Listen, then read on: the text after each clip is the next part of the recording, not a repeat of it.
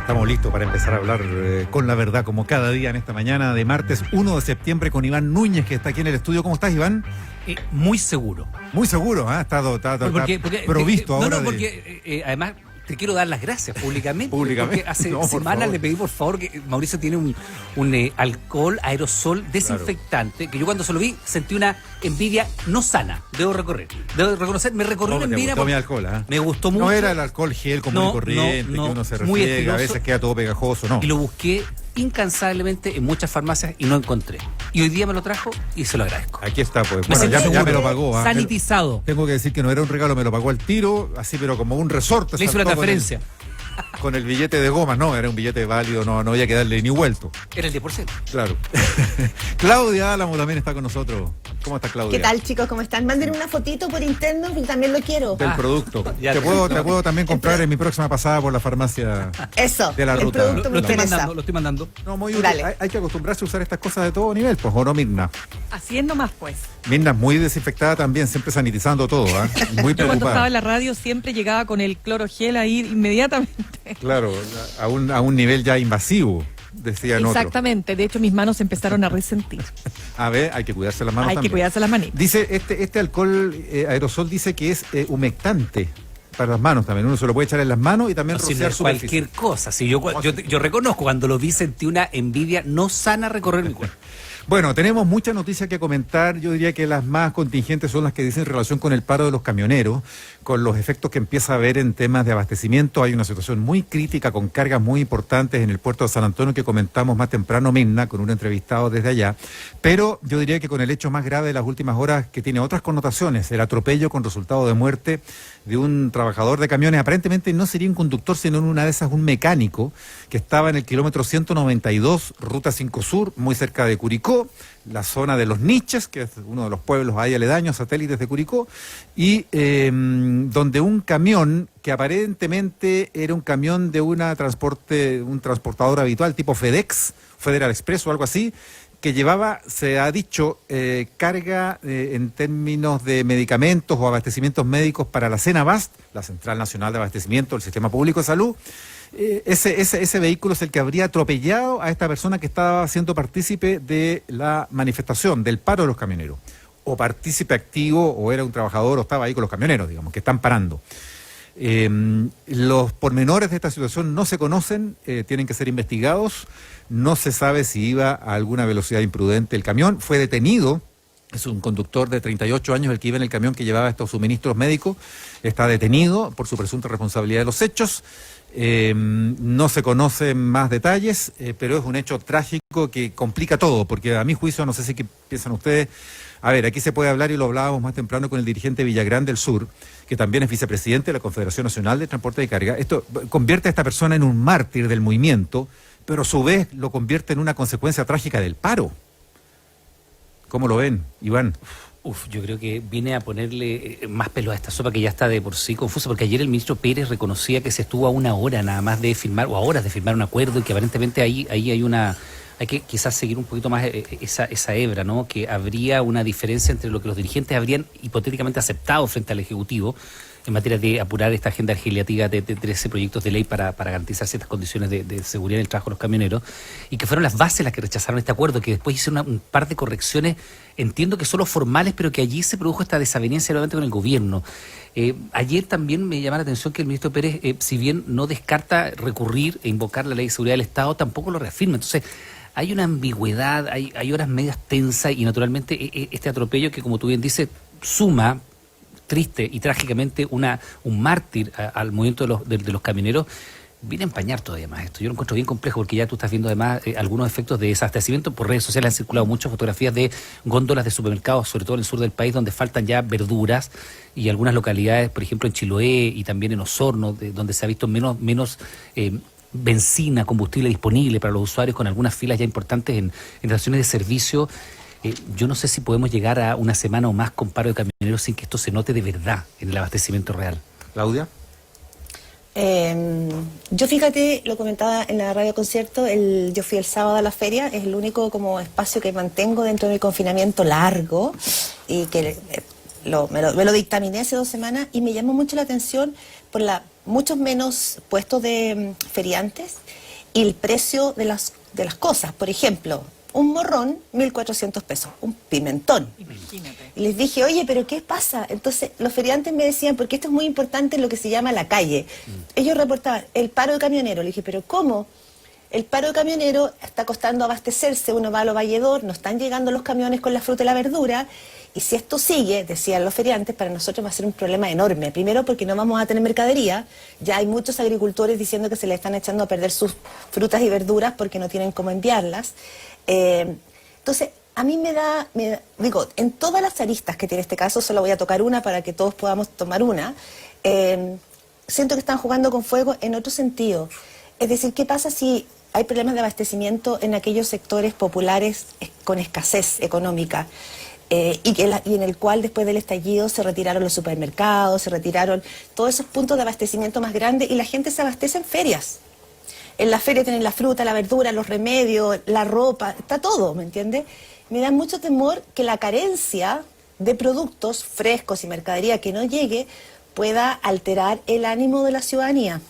Sí, entonces, en ese sentido, creo que están jugando con fuego. Sí, dale, Sí, dale. lo que pasa es que a mí me quiero ir un poquito más allá respecto de cómo ha sido la gestión de la crisis o del paro por parte del gobierno, porque yo creo que aquí efectivamente el gobierno lo que no sabe es que se está curando con una chichita compleja, porque los camioneros tienen historia, ¿no? Y los camioneros, más allá de que José Villagrán, con quien conversábamos hace unos instantes, o Sergio Pérez, ¿no es cierto?, formen parte, digamos, tienen el ADN de, si quieres tú, del sector que gobierna hoy día, es decir, ellos son partidarios, ¿no es cierto?, de este gobierno. De hecho, Villagrán fue candidato, si no me equivoco, a senador de la UDI, ¿no? Si no estoy equivocada, Sí. porque... Exacto. Entonces, lo que quiero decir es que, ¿por qué digo que el gobierno, yo creo que se ha equivocado la mano? Porque primero tienes a un ministro del Interior que parte diciendo que este es un paro efectivamente pacífico, claramente se nota, y esto yo no sé si le hace bien naturalmente a este nuevo gabinete y a esta nueva etapa del gobierno, en que se nota que hay una cierta como, a ver, ¿cómo decirlo? No quiero ocupar palabras que no son las correctas, pero en el fondo es como que hay una cierta aceptación de la acción como tal, porque se entiende, y eso lo ha dicho también el propio ministro del Interior, que hay una razón poderosa que los motiva, ¿no es cierto?, que son estas quemas, que son esta situación con la niñita. Hay un escenario, digamos, que hace que la situación, digamos, de polarización se explique, si ustedes quieren, con mayor énfasis. Pero el problema que tiene esto es que esto tiene una afectación, no solo porque estamos en pandemia, no solo porque estamos bajo estado de catástrofe, que ya uno podría decir que es razón suficiente para aplicar el máximo rigor de la ley, sino porque en general, insisto, la historia del movimiento de camioneros tiene este tipo de derroteros. Es decir, no es un gremio que tú puedas controlar. Y José Villagrán, que Mauricio, tú contarás ahí nuestra conversación con él, que fue en un momento bastante acalorada. Es una persona que tiene que se escapa muchas veces, ¿no es cierto?, del control necesario que tiene que tener un líder para conducir justamente una acción como la que está llevando a cabo la organización que dirige, que preside, quiero decir, Sergio Pérez. Entonces, esto lo digo porque esto se está saliendo de control. Entonces, que ahora el ministro diga que es posible que se aplique la ley de seguridad interior del Estado cuando llevamos 6 días diciendo que esto es pacífico, diciendo que esto no es la quema del metro, ni que esto... a ver, yo creo que aquí nadie está diciendo que este es el estallido social del 18 de octubre, pero estamos diciendo que esta situación está saliéndose de control. ¿Y qué más claro que se sale de control que tengamos ahora una persona atropellada? ¿Qué más claro que se salga de control, que era lo que conversábamos, y ahí te doy la palabra, Mauricio, cuando el propio José Villagrán decía que había camiones que estaban circulando diciendo que iban a trasladar remedios y en realidad no estaban en eso? Entonces tú le preguntas, Mauricio, bueno, pero ¿usted cómo lo sabe? Porque hemos visto las guías. Ya, pero ¿por qué usted tiene que parar un camión y pedirle la guía? Eso no es su responsabilidad. Y ahí te doy la palabra, Mauricio, porque yo creo que ese capítulo me parece súper preocupante. Tuvimos un intercambio ahí insistente en cuanto a que con qué atribuciones ellos paran camiones y piden guías de despacho para verificar e inspeccionar carga, con qué facultades legales. Él trataba de defender que lo hacían porque estaban en el paro, en fin, controlando. Pero ¿cómo? ¿Por qué ustedes controlan? Le preguntaba yo. Bueno, no hubo respuesta frente a esa inquietud. Y efectivamente estamos en una situación entonces en que el Estado de Derecho se pasa por el aro, se lo pasa por el aro todo el mundo. Porque ellos reclaman con razón que muchas veces falla el Estado de Derecho en el sur por la violencia. Yo quiero decir una cosa. En Santiago muchas veces no percibimos la sensibilidad que hay en varias regiones del sur y no solo entre los agricultores o hacendados de la Araucanía, en muchas regiones y localidades chicas del sur frente a la violencia, el temor con que se circula, en los pueblos se anda todos los días de pueblo en pueblo. Uno va al pueblo del lado que está a 20 kilómetros, a 10 kilómetros, a 15 kilómetros a comprar algo, a buscar, a dejar. La familia está dividida en los distintos pueblos. Hay mucha circulación. En las regiones hay una profunda vida intrarregional. Entonces la gente ve la violencia en las carreteras, ve los camiones quemados, tiene miedo de que le quemen su propio vehículo. ¿Y tiene mayor simpatía por este movimiento? Yo diría que hay ¿Una mucha más simpatía. Porque además se queman escuelas, se queman iglesias, se queman... Aparte de las forestales y los predios. Recuerden ustedes lo que pasó con las tomas de las municipalidades. Ahí hubo multitudes de gente, de vecinos, algunos más exaltados que otros, algunos estaban en ciertas posiciones políticas tal vez más que otros, pero había también una efervescencia vecinal contra la violencia mapuche, de los más radicalizados que se tomaron la municipalidad. Entonces, ojo con ese pequeño detalle porque la sensibilidad en Santiago y en el norte, que decir, es distinta que la que hay en el sur. Hay mucha simpatía con este movimiento. Pero, y ahí paso a lo que tú insinuabas, Mirna, de alguna manera, cuando esto empieza a salirse de control y empieza a eternizarse el paro, aunque sean unos pocos días, ya empieza a haber efectos en abastecimientos clave, ahí la cosa empieza a cambiar. Y el Estado de Derecho entonces no solo no se impone para preservar la paz y controlar o castigar la violencia en el sur, sino que tampoco se impone para mantener la circulación en las vías, para mantener el abastecimiento de suministros básicos, de alimentos. Conversábamos también hoy día con el gerente de Asuntos Públicos del Puerto de San Antonio y nos daba cuenta de las 250.000 toneladas de grano que están en la gira.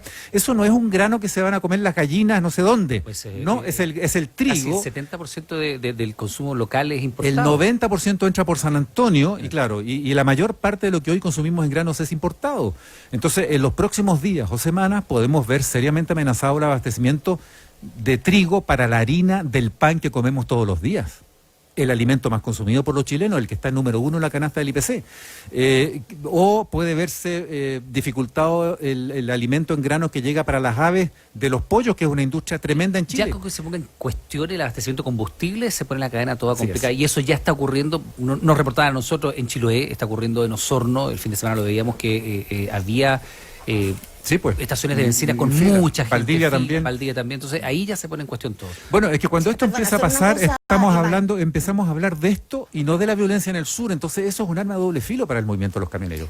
Pero también hay otra cosa, perdona, sí, Claudia. Es la autoridad del gobierno. El gobierno está acá sentando un precedente. Yo creo que el tema de la autoridad, no solo respecto a la Ley de Seguridad Interior del Estado, en la contextura, la musculatura política con la que el gobierno se planta en este escenario, con violencia que recrudece en la Araucanía, con un plebiscito a puertas, ojo, en que las fuerzas políticas se van a polarizar, con la amenaza de un estallido o el cumplimiento de un año del estallido social. El gobierno está...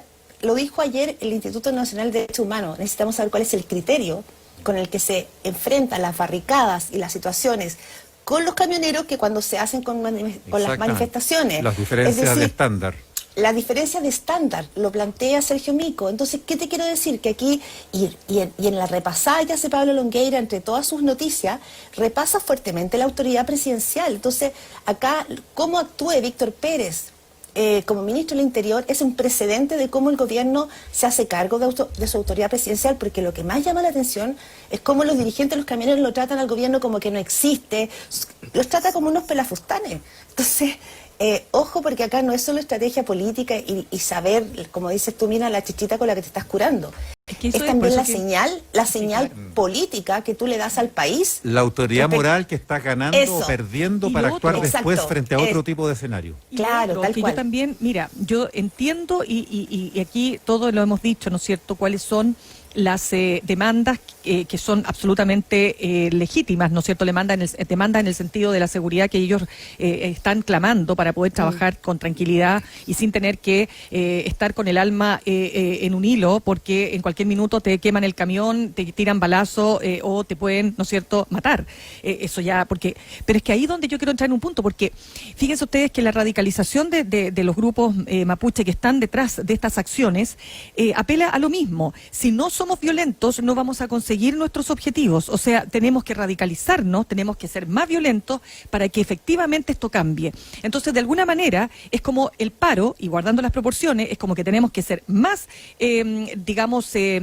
inflexibles con el gobierno, porque si no, esto no va a terminar. Y yo trataba hoy día de preguntarle a José Villagrán de FEDESUR, bueno, pero a ver, ¿qué es de lo que ha dicho el gobierno que ustedes no están de acuerdo y qué es lo que ustedes piden? Pero fíjate, yo no sé si te dio la misma impresión, Mauricio, pero sentí que eran como todas cuestiones muy vagas, donde yo personalmente no logré encontrar una sola propuesta distinta a la que ya le ha puesto el gobierno sobre la mesa, porque todo lo demás es que nos tienen que garantizar que los carabineros detengan a los que nos hacen estos daños. Si estamos de acuerdo que lo que hay que hacer es encontrar a los responsables, pero no sé si eso es tan simple como mantener un paro por cuántos días más con todas las afectaciones que esto está teniendo. Ese es mi punto ahí, y ahí tengo una preocupación porque no veo soluciones en las próximas horas, quiero decir. Sí, comparto. Yo creo que esa es la sensación que puede quedar en gran medida a estas alturas. Habrá que seguir el curso de los acontecimientos y tendremos que seguir comentándolo y analizándolo.